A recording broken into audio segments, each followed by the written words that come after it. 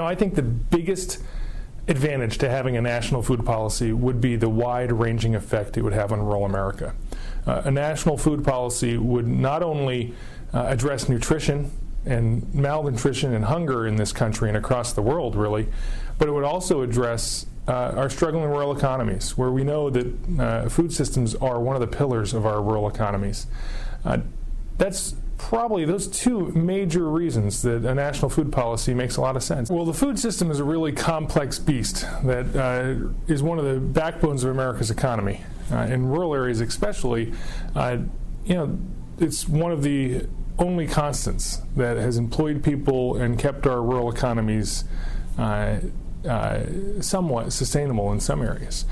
So I think when I look at food policy and laws that affect food policy, I'd say there isn't a coherent national food policy that takes everything from conventional agriculture to organic agriculture to local foods, plus the communities that these things support and the communities that depend on these items into account. Well, I think some of the strengths of what is currently happening lie within the United States Department of Agriculture.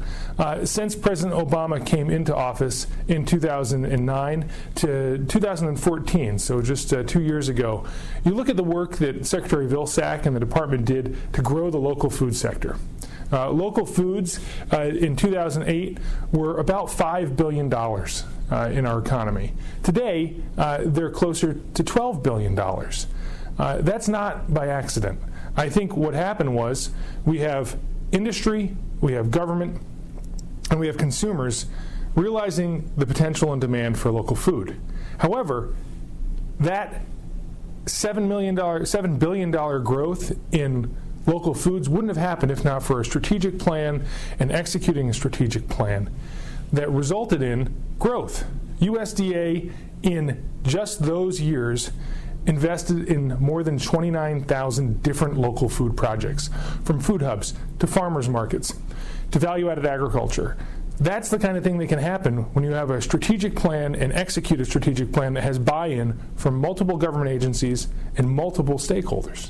Well, let's take a real look at another piece of food policy. And I think a great piece of food policy that's come about, and really land use policy and socioeconomic policy, has been the growth in organic farming.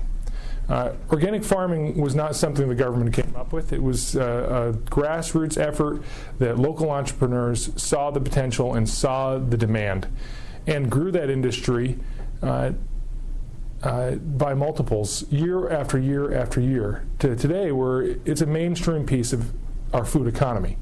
I think there are a lot of other models that are really successful in engaging people around a specific policy issue.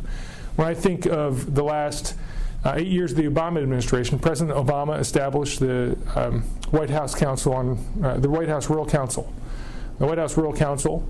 Let me check my notes to make sure I'm. What did I do with that? Slow writing it down. Yes. Sorry. Oh no. Can't see that, can you? Yeah. No, I can't. So one of the great successes of the Obama administration has been the creation of the White House Rural Council. And the White House Rural Council was created specifically to bring different federal agencies together to address rural issues.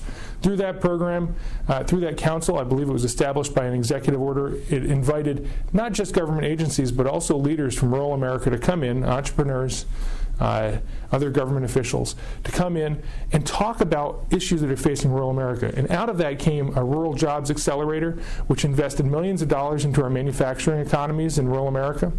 Out of that came a broadband focus in the President's Council on Broadband, which resulted in identifying ways that every federal agency could better distribute broadband. And many other situations and many other initiatives, including one to address the scourge of opiates that's killing Americans across the country. These types of organizations, when you have the president issue an executive order that establishes an organization that's charged with coming up with a plan, executing a plan, and cutting down boundaries and barriers to executing that plan, are really effective. And I could see how a national food policy would have the same benefit. Coming together and bringing people together around a common vision for what We want the way we grow our food, the way we distribute our food, the way we sell our food, and the way we consume our food in one whole simple plan makes a lot of sense. I think you can look at some downsides too. Not to necessarily having a food policy, but not having one. We're not having really a place where people come together and agree on common vision. Another great example, at a time when we grew our national local food economy from $5 billion to almost $12 billion, we were faced with outbreaks across this country of contaminated food that was a real health concern, and Congress rightfully passed a bill, the Food Safety and Modernization Act, that tried to make our food system more secure. Well, in doing so, it threatened the very essence of the local food movement. And farmers from across this region in New England, but also across the entire country, came out in force and said, we get why we're doing this, but you need to understand the ramifications for what it does to somebody that sells vegetables off their small couple-acre diversified fruit and veggie farm, or what it does to the person that's making a value-added ag product on their farm. These things have real consequences, and without a national food policy, I think you're simply prone to recommit those kind of errors that set your local food movement and any other movement that could potentially grow our economy and grow our rural economy, make for a more nutritious food supply system, encourage people to eat differently. All these things are impacted when you don't have a common vision and a common policy and a common place where people come together. When I look at a national food policy system, and when I think of a national food policy system, I think of one that encourages every federal agency, every state government, every agency within a state government, every stakeholder, every organization, every national group that touches on any type of food policy to be in a room coming up with some common visions and common themes that would help make our rural communities stronger and would help Americans access better, more nutritious food on a regular basis.